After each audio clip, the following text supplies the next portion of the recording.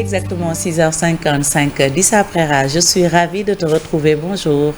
Bonjour Fatih, bonjour mes amis et bonjour chers téléspectateurs. Bien réveillé? Tous les matins, comme chaque matin, très bien réveillé. Alors, mais le plaisir, il est là quand même. Le plaisir de servir les téléspectateurs. Oui, avec ça, c'était une fois par semaine. Maintenant, c'est tous les matins. Hein?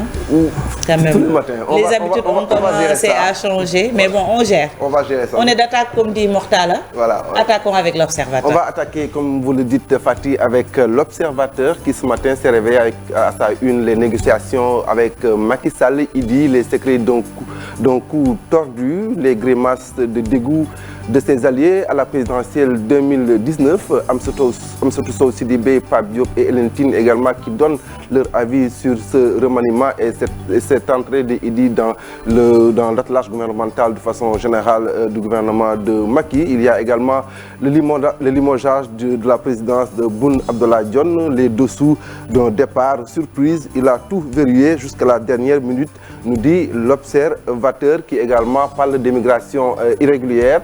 Le convoyeur du bateau des migrants percuté par la marine entre les mains de la police.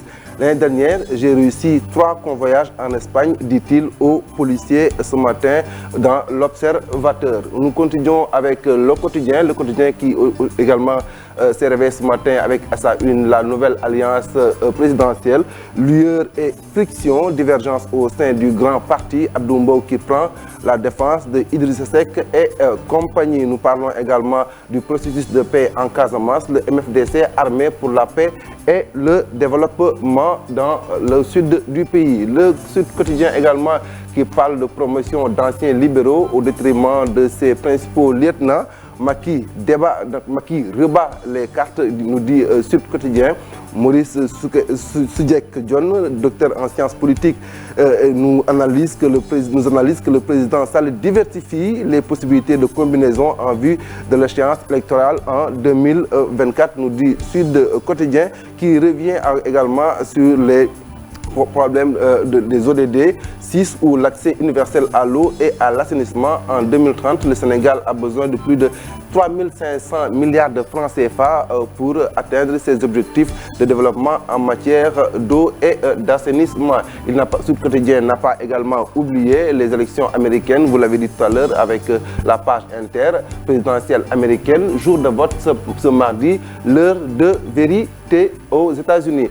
Enquête Quotidien qui revient avec la reconfiguration politique. Macky Sall sur les traces de Wade, nous dit-il. Il parle également du remaniement ministériel, le pari de la continuité, nous dit également le quotidien ce matin, également qui parle aussi de 2 pirogues qui échouent en Mauritanie, 5 morts et plusieurs disparus dans cette pirogue qui a disparu hier en Mauritanie. Le Témoin quotidien également qui revient sur les enjeux politiques de la composition du nouveau gouvernement de Macky Sall.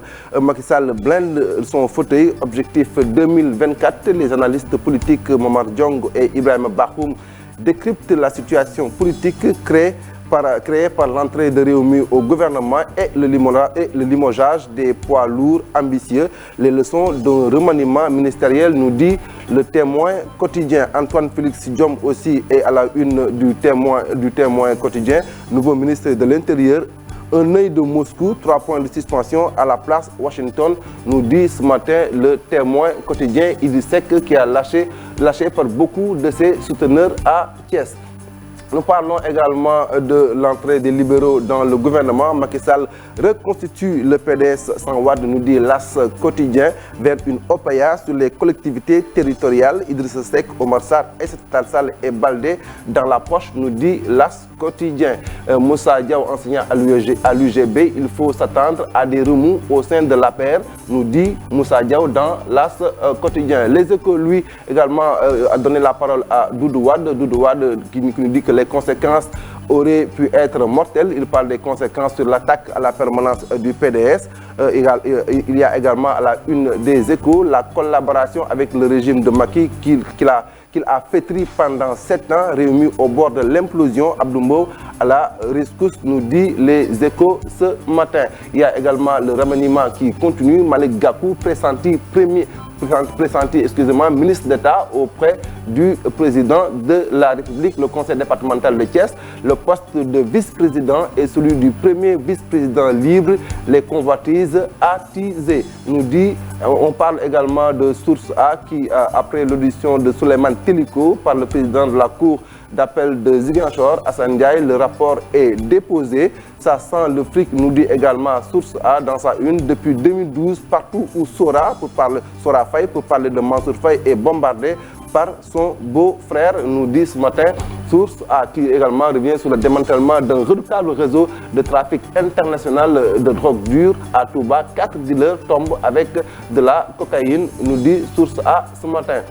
Walf Quotidien, lui, revient sur le nouveau gouvernement. Un client de la CREI blanchi en Conseil des ministres. Omar Sarr et l'ancien procureur spécial Antoine Félix Diome au même banquet, nous dit Walf Quotidien, et qui l'écrit à sa page 3. Présidentielle américaine, pourquoi l'élection a toujours lieu le premier mardi du novembre, on pose la question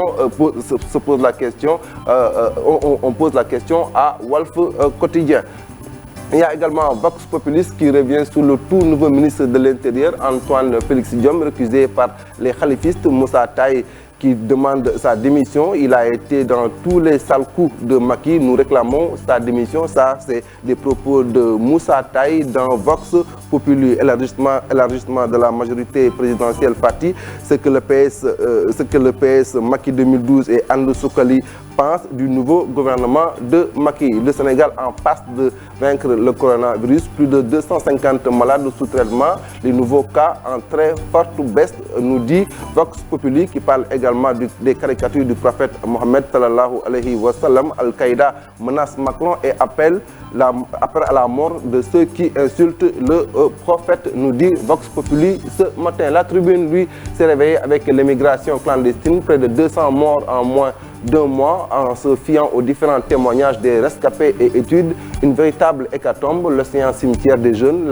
La jeunesse doit renoncer et l'État doit veiller, nous dit la Tribune ce matin. Entrée d'autres opposants, changement dans les directions et postes de PCA, Macky dans le temps du second remaniement, nous dit la Tribune ce matin. Nous passons à Libération, lui qui parle de la Cour de justice de la CEDEAO, le Sénégal condamné pour détention arbitraire.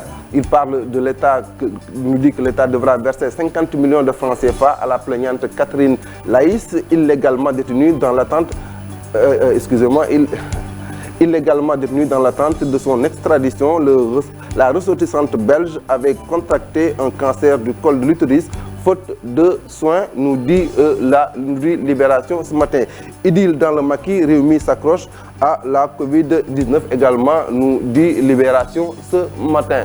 Nous parlons sport avec Record, Ligue des Champions, 3e journée, Real Inter, malheur au vaincu, nous dit Record ce matin, qui revient également sur la C1, Tony sur le duel Mendy-Gomis de demain. Je ne peux pas pronostiquer, même si Chelsea est favori, nous dit Tony Silva sur Record. Stade également revient sur le sulfureux Real Inter, électrique Atlanta, Liverpool, Abdoulaye Seck, la renaissance d'un géant, irréprochable en Belgique, sensationnel en Europe, nous dit Stade pour ce joueur sénégalais. Sunlam revient sur l'actualité, le nouveau président du CNG, Issa Ndiaye, qui serait pressenti pour remplacer le docteur Alioune Sarr.